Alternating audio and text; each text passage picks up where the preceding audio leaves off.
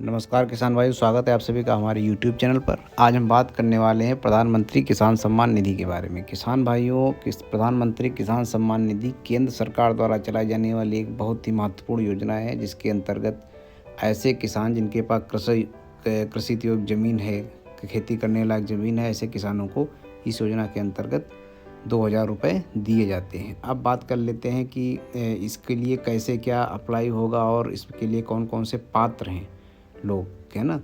तो इसके लिए देखिए, सबसे पहले अगर हम उत्तर प्रदेश को आधार माने तो सबसे पहले आपके पास कृषि योग्य ज़मीन होनी चाहिए।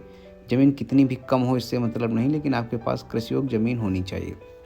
तो अगर हम मान लें कि आप उत्तर प्रदेश के निवासी हैं, तो ऐसी दशा में यूपी एग्रीकल्चर की वेबसाइट पर आपका रजिस्ट्रेशन होगा। अगर आपका उसमें रजिस्ट्रेशन है तो आसानी से आपका सम्मान निधि का फॉर्म भर जाएगा। अब सम्मान निधि फॉर्म कैसे भरेगा, उसके लिए आप अपने आधार कार्ड, खतौनी और bank passbook, registered mobile number, इतनी चीज़ें ले जाकर आप जनसेवा केंद्र चले जाएं। वहां पर जनसेवा केंद्र में आसानी से हो जाएगा, या फिर आप अपने घर पर लैपटॉप या फ़ोन से भी करना चाहें तो कर सकते हैं। अब बात कर लें इसके लिए ज़रूरी शर्तें या पात्रताएँ कौन कौन सी हैं। तो सबसे पहली तो शर्त ये है कि आपके पास कृषि योग्य ज़मीन होनी चाहिए, कितनी भी कम हो इससे मतलब नहीं है ना।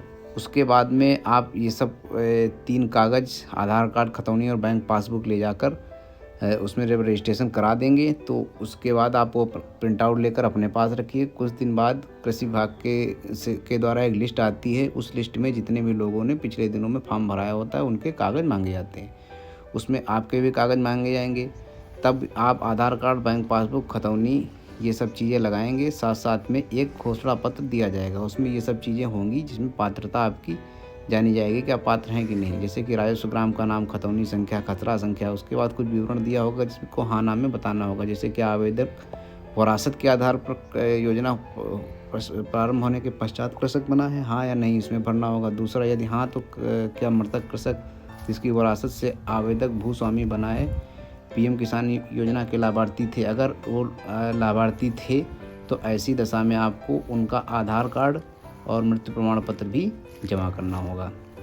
और उसके बाद अगर हम बात कर लें 3 नंबर पॉइंट, यदि बिंदु संख्या 2 का उत्तर हाँ है, ऐसी दशा में क्या क्या भरना होगा। लाभार्थी मृतक किसान की PMID संख्या और ये लाभार्थी मृतक किसान के आधार संख्या, ये आपको भरने होंगे। उसके बाद में भू अभिलेख यानी कि खतौनी के अनुसार आपके पास कितनी ज़मीन है उसको हेक्टेयर में लिखना होगा।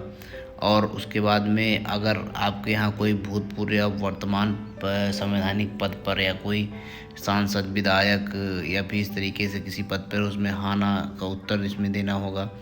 उसके बाद में 6 नंबर कॉलम है, क्या भूतपूर्व अथवा वर्तमान मंत्री, राज्य मंत्री या भूतपूर्व वर्तमान सदस्य लोकसभा, विधानसभा, राज्य विधान परिषद या भूतपूर्व अथवा वर्तमान नगर महापालिका व मेयर, भूतपूर्व वर्तमान जिला पंचायत अध्यक्ष या किसी भी संवैधानिक पद पे है, ऐसी दशा में आप इसके अपात्र हैं।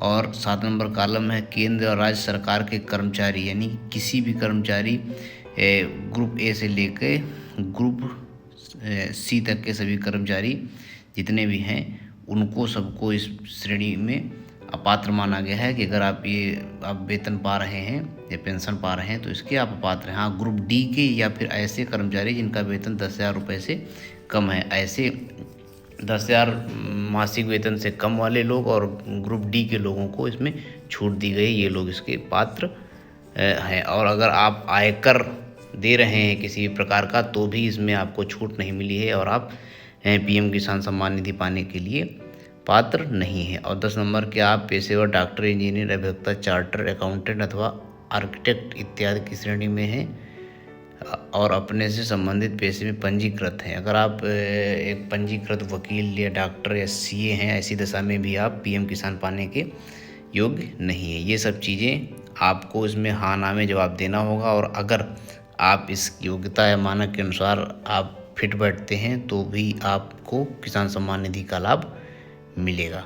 और उसके बाद में इसको पूरा भरने के बाद इसमें एक विवरण दिया गया होगा नीचे कि डिक्लेरेशन टाइप का कि मेरे द्वारा दिया गया सभी विवरण सत्य है और इसमें अगर कोई गलती पाई गई तो उसके जिम्मेदार हम होंगे और जो हमको इससे पीएम किसान के थ्रू पैसा मिलेगा। अगर हम अपात्र पाए गए तो वो पैसा हमसे वसूल लिया जाए, ऐसा इसमें लिखा होगा और नीचे साइन होंगे। तो अगर आप फॉर्म जमा करते समय आप नहीं उपस्थित हैं तो आप किसी को भी भेज सकते हैं और उसमें जो कृषक जिसका फॉर्म है उससे उसका क्या रिलेशन है वो लिखना होगा, साइन करना होगा और मोबाइल नंबर भी अपना लिख कर जमा करना होगा। ये लिख के जमा करने के बाद में फिर इसका सत्यापन होता है डिस्ट्रिक्ट तहसील लेवल पर, तहसील पर जिले लेवल पर, उसके बाद में ये स्टेट लेवल पर जाता है और वहाँ से अप्रूवल होने के बाद में पीएम किसान सम्मान निधि का पैसा आप लोगों के खाते में आने लगता है। तो ये पूरा प्रोसेस होता है फॉर्म अप्लाई करने से लेकर पैसा खाते में आने तक का पूरा प्रोसेस होता है।